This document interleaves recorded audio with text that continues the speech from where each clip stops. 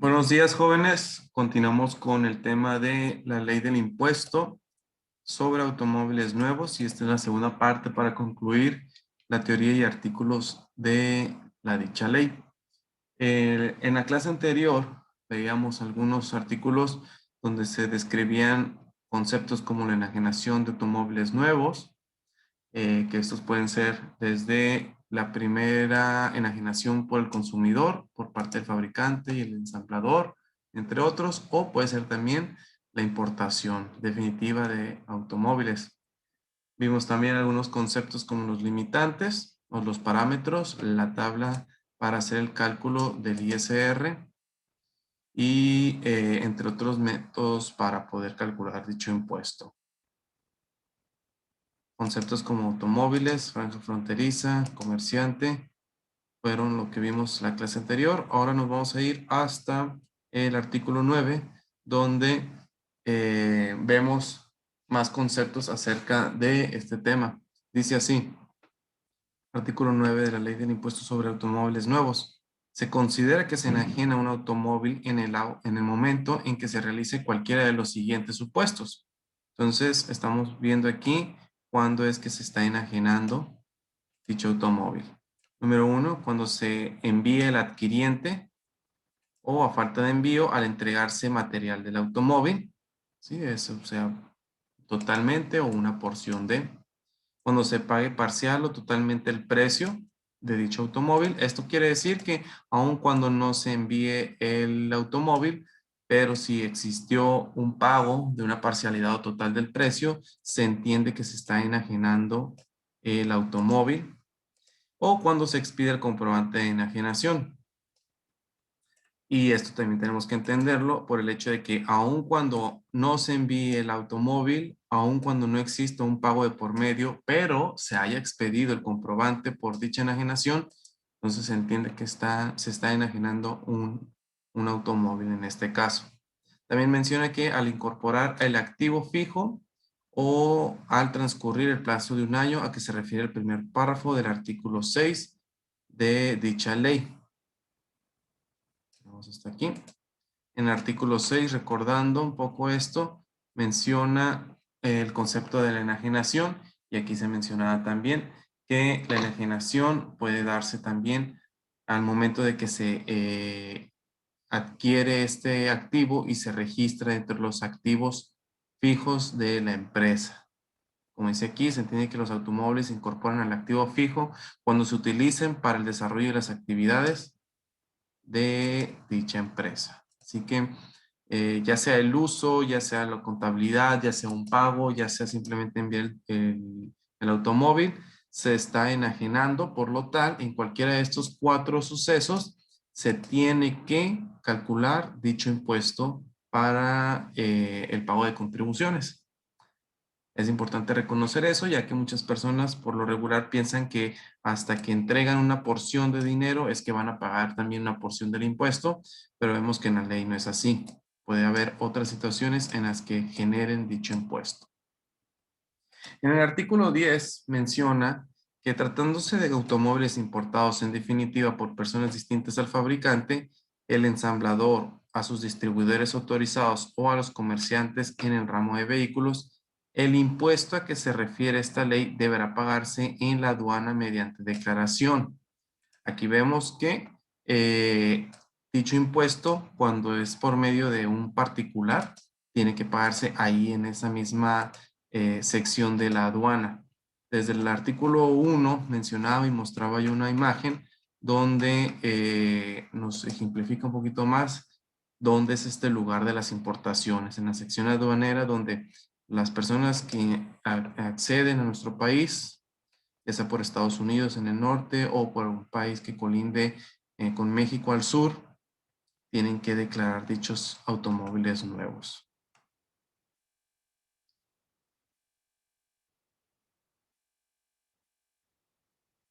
También sigue diciendo este artículo que conjuntamente con el impuesto general de importación, inclusive cuando el pago de la segunda se difiera en virtud de encontrarse los automóviles en depósito fiscal en almacenes generales de depósito.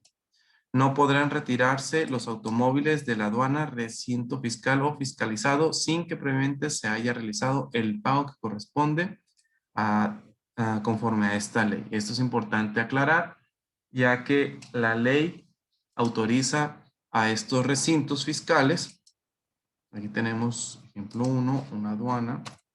Vamos a enumerarlos. Un recinto fiscal también puede ser un lugar de retención para los activos o fiscalizado simplemente por la autoridad fiscal. Estos tres ejemplos son los lugares donde se pueden retener los automóviles y hasta que no se pague el impuesto es que pueden salir de dichos lugares. El artículo 11 nos dice que no procederá a la devolución y compensación del impuesto establecido en esta ley, aun cuando el automóvil se devuelva al enajenante. Por lo regular, a veces cuando obtenemos impuestos a favor por pago del indebido o falta de ingresos contra las contribuciones pagadas previamente, existe la devolución del impuesto. Sin embargo, aquí nos recalca que no procederá dicha devolución de dicho impuesto establecido por esta ley. También dice que para los efectos de esta ley no se considerarán automóviles nuevos aquellos por los que ya se hubiera pagado el impuesto establecido de esta ley. Entonces, si un automóvil puede corroborar a través de sus documentos que ya pagó el impuesto ISAN, impuesto sobre automóvil nuevo, pues no tiene por qué pagarlo de nuevo, ¿no? No se considera automóvil nuevo. Es importante recalcar esto, ya que en dichas facturas se tiene que especificar el pago de dicho impuesto. Como dice aquí al final, incluyendo los que se devuelvan al enajenante. Y en el artículo 11 al final dice que los fabricantes, ensambladores, distribuidores autorizados de automóviles y comerciantes en el ramo de vehículos no harán la separación del monto de este impuesto en el documento que ampare la enajenación. ¿Por qué? Porque se considera que es parte del valor íntegro de dicho documento, de dicho activo, perdón, y este forma el valor total para el contribuyente, del valor total. Hay que recordar que este valor no forma parte del IVA, ni el IVA se suma al valor del automóvil. Simplemente es parte integral del valor de los autos nuevos. El artículo 12 menciona que cuando los contribuyentes tengan establecimientos en 2 o más entidades federativas, deberán llevar registros contables necesarios para informar a la Secretaría de Hacienda y Crédito Público en la declaración del ejercicio de las ventas realizadas en cada federativa. Aquí estamos hablando de los contribuyentes que se dedican, los contribuyentes que se dedican a vender automóviles nuevos. Tienen que llevar control de cada uno de estos automóviles para especificar cuáles han pagado y cuáles no dichos impuestos. Llevar registros contables necesarios para informar. Repito, esto es entes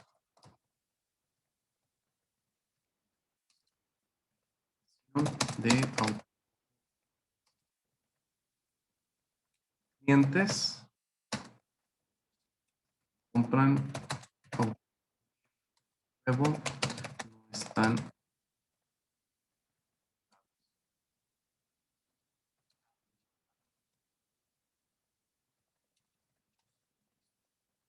solamente para los que se dedican a la enajenación.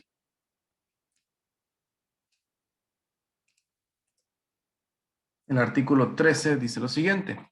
Los fabricantes, ensambladores o distribuidores autorizados de automóviles nuevos, así como aquellos que importen automóviles para permanecer en forma definitiva en la franja fronteriza norte del país y en el estado de Baja California Sur y la región parcial del estado de Sonora, deberán incluir en el documento que ampare la enajenación correspondiente la clave vehicular que corresponde a la versión enajenada. Entonces, es importante tener esta clave vehicular para poder amparar que dicho automóvil ha pagado los impuestos. Como dice también, la Secretaría de Hacienda y Crédito Público establecerá la forma en que deberá integrarse la citada clave mediante las reglas que eran de carácter general.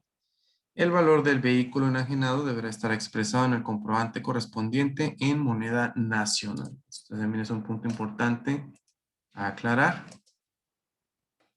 ya que es importante que las facturas o comprobantes fiscales que se generen por esta enajenación de automóviles, pues mencionen la clave vehicular y sobre todo que debe de estar expresado la enajenación.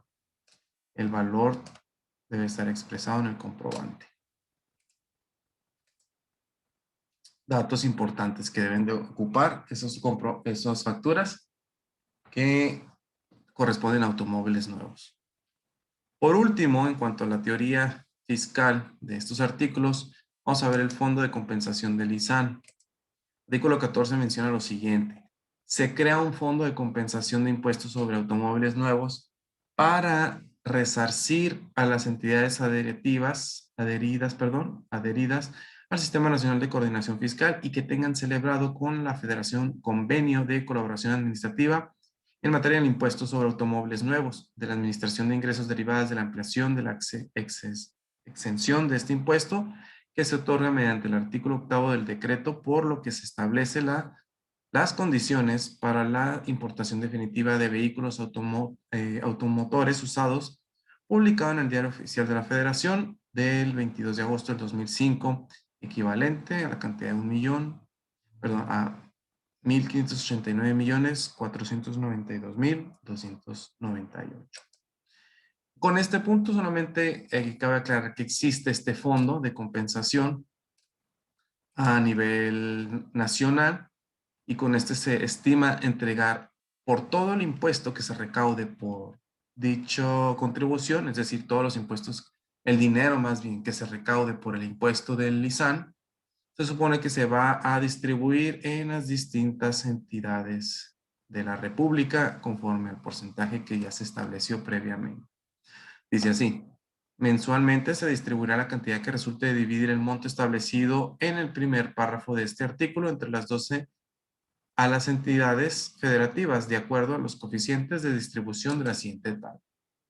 Entonces, según lo que se logre recabar sobre el impuesto ISAN, ¿sí? Sobre el impuesto a los automóviles nuevos, cierta porción de esa cantidad va a ir a los distintos estados. Por ejemplo, 0.0110, perdón, 0.010201 para Aguascalientes, 0.024732 para Baja California y así para cada uno de los estados.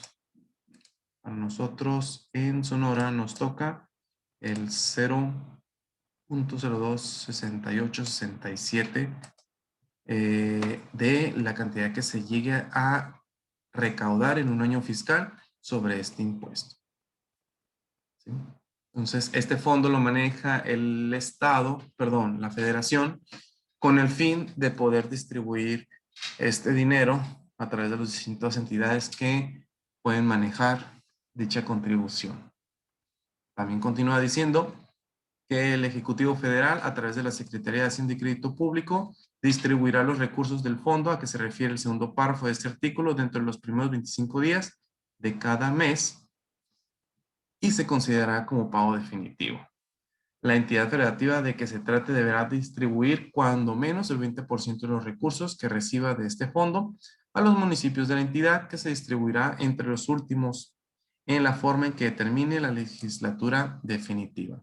Entonces tenemos dos cosas aquí principalmente. La distribución, que es encargada por el Ejecutivo Federal.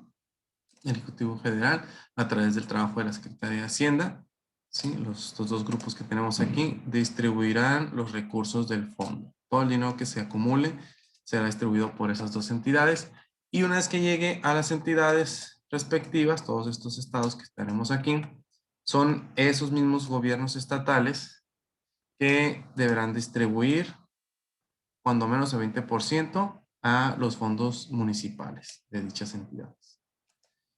Como ven, pagar este impuesto tiene como fin ayudar al gasto público de estos estados y los municipios, ya que es uno de los ingresos también más altos que tiene el país para eso.